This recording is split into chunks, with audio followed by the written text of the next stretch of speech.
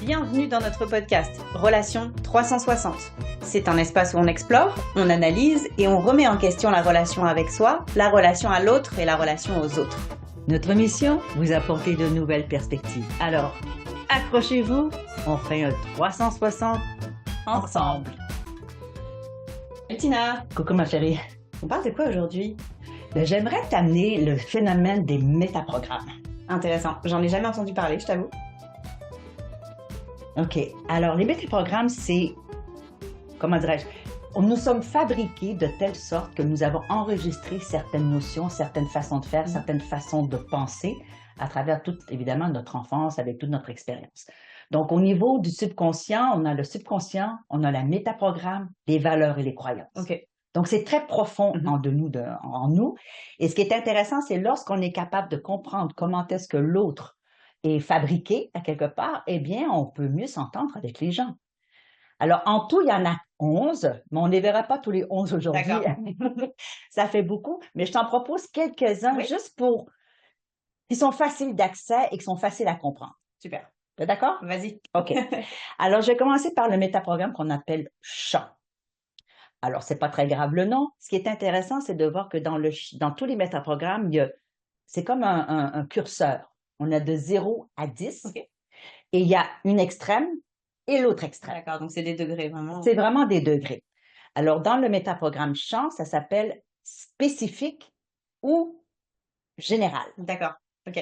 Alors, d'un côté du curseur, on a quelqu'un qui est très général et de l'autre extrême, quelqu'un d'excessivement spécifique. Est-ce que tu aurais un exemple à me donner sur ça?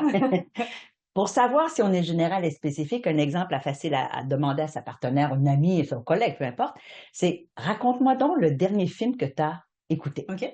OK? Alors, quelqu'un qui est général va dire, par exemple, ben, ça s'appelle Chez Émilie et ça se passe en 1942 pendant la Deuxième Guerre mondiale. C'est une histoire d'amour à Berlin et ça finit mal. D'accord. Voilà le film. Voilà. Quelqu'un qui est spécifique, ça se passe en 1942, il y a un personnage qui s'appelle Odile, qui a un petit chien blanc, qui habite une maison rouge avec des volets jaunes et qui habite sur la rue machin chose et qui s'est passé et que le soldat et ça ne finit plus de finir. OK. OK? Donc la personne a besoin d'être spécifique pour exprimer ce qu'il a à dire. Alors, lorsqu'on est en relation avec quelqu'un et qu'on est chacun dans l'opposé, ça peut causer des tensions. J'imagine, ouais, c'est ça. Alors, l'idée, c'est de pouvoir mettre de la flexibilité. C'est-à-dire, si tu es vraiment spécifique, je vais te demander peut-être de raccourcir un peu ton explication pour pas que ça me tape sur les nerfs. Et à l'inverse, si moi je suis très générale et que toi tu es spécifique, je vais tenter de mettre un peu plus de détails parce que toi, tu ne seras pas satisfaite. Tu vas être encore sur ta faim. Alors, c'est dans ce sens-là qu'on met de la flexibilité quand on comprend comment est-ce que l'autre est programmé. D'essayer de s'adapter finalement sur l'échelle, parce que si on est sur des degrés effectivement qui sont un petit peu à l'opposé, ça peut créer un peu ces attentes-là. Ouais. Ces attentes-là. OK. Donc, on essaie de juste mettre un peu plus de l'autre finalement dans notre langage. D'accord, je comprends très bien. Qu'est-ce que ce serait quoi ton deuxième métaprogramme important pour toi? Là, ça serait le mode de conviction. OK. Alors, il y a certaines personnes, alors je donne un exemple. Il y a un mariage en 1902, OK? L'homme dit à la nana, je t'aime. Lui, ça suffit. Il l'a dit une fois, Et c'est c'est suffisant. bon pour la vie. Mais la nana, elle, son mode de conviction, c'est infini. OK? Ça se peut qu'on ait un mode de conviction infini. Wow. Ça veut dire qu'elle aura besoin tout le long de sa vie, chaque jour, de se faire dire à tout moment, je t'aime, je t'aime, je t'aime, je t'aime. Donc, elle ne sera pas convaincue jamais. Alors, il vous amène que ça peut poser des problèmes. Oui, ça, on peut l'imaginer facilement. On peut l'imaginer facilement. Alors, la personne qui est juste de conviction, ça va peut-être lui taper sur le système que l'autre lui dit « je t'aime 4 fois par jour ». OK? Donc, elle va peut-être lui dire une fois par année, à son anniversaire, tu vois. Mais l'autre qui en a besoin beaucoup, ben, force-toi un petit peu, puis dis-lui, le matin en te levant, je t'aime, ma chérie. Et là, c'est fluide. Ouais. OK? Donc, encore là, mettre un peu de flexibilité parce que je comprends tes besoins, parce que ça devient des besoins. Oui. Et ça devient, bon, ben, moi, je veux pas trop en avoir, écoute mon besoin aussi. Très Alors, important. dans une relation de couple, c'est fantastique de connaître justement c'est quoi ton mode de conviction. Ouais, OK, OK? super. Un autre que j'oserais te dire, ça serait la direction de l'attention. OK. OK? Les extrêmes, c'est vers soi. L'autre extrême, nécessairement, c'est vers les Oui. autres.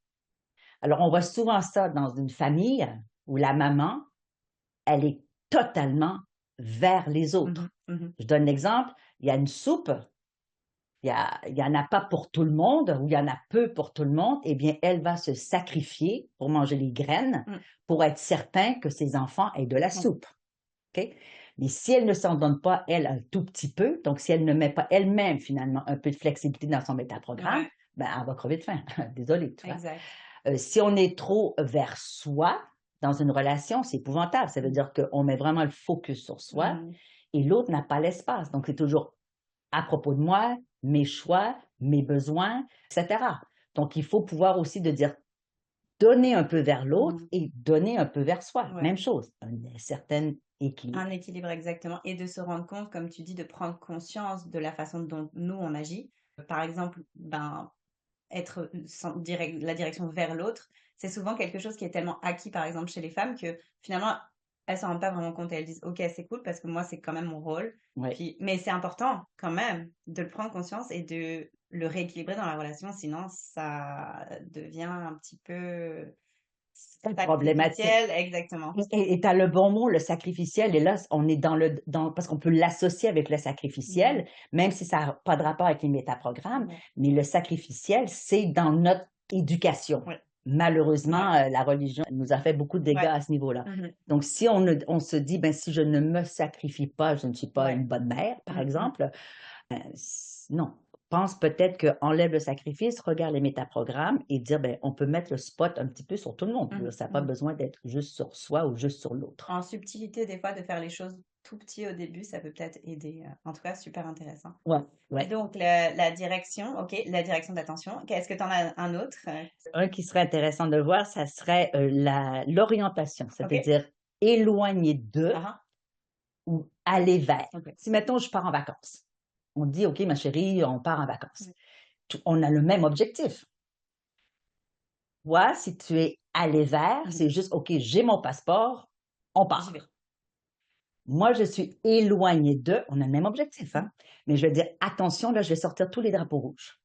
Est-ce qu'on a le carnet de santé? Mmh. Est-ce que tu as réservé le taxi?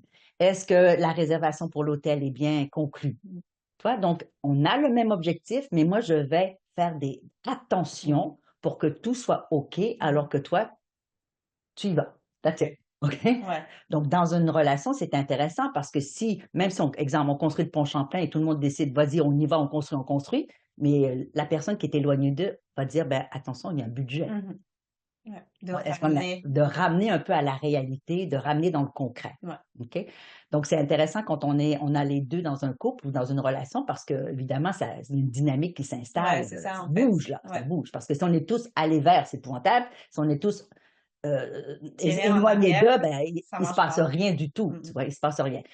Fait que je pense que si on prend en compte ces 3 métaprogrammes-là, Ouais. on peut apprendre à connaître quelqu'un davantage, la façon dont il fonctionne et qu'est-ce que je peux faire moi pour m'adapter Mmh.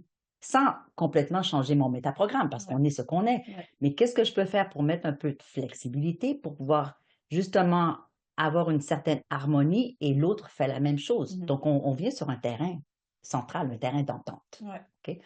C'est intéressant ce que tu dis. J'aime bien l'idée de pouvoir se compléter sur certaines choses.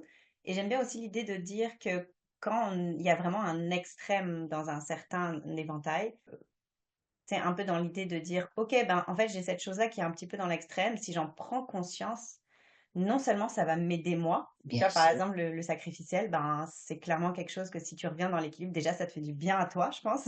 Oui, oui, Et oui. en plus, ça peut rééquilibrer, contribuer vraiment à rééquilibrer la relation. La Je relation. trouve ça intéressant. C'est quelque chose qu'on peut travailler facilement en reprogrammation, tout ce qui est PNL et tout ça. Donc ça, c'est un très bon outil pour aller vraiment jouer justement sur le plan, sur le niveau de l'inconscient, pour justement bah, remettre un petit peu un programme qui va venir rééquilibrer ces métaprogrammes-là finalement Oui, et arriver justement plus d'équilibre avec soi et plus d'équilibre dans la relation finalement. Oui, on peut vraiment certaines personnes qui sont vraiment, vraiment à L'extrême. l'extrême et qui ont du mal à prendre conscience de ça ou de le mettre en application. Oui, C'est certain qu'en reprogrammation neurolinguistique, on peut c'est quelque chose. installer de la flexibilité parce que on va chercher dans l'inconscient, là. On va Bah, tout à chercher très, très, fait. très loin, là, Et hein. c'est pour ça justement qu'il y a des gens qui ne sont pas conscients de ces choses-là. Ils le font comme sur un mode un peu automatique. Oui, C'est dans le niveau de l'inconscient, donc mais c'est pour ça que c'est intéressant, je pense que de toute façon, dans une relation où c'est un petit peu le miroir aussi, de soi, de voir comportementalement qu'est-ce qui se passe? C'est quoi qui se passe au niveau du comportemental? Et là, de se placer sur ce métaprogramme-là, je trouve ça super intéressant. quand on prend conscience de Mmh. certaines choses comme ça, effectivement, on est capable de s'arrêter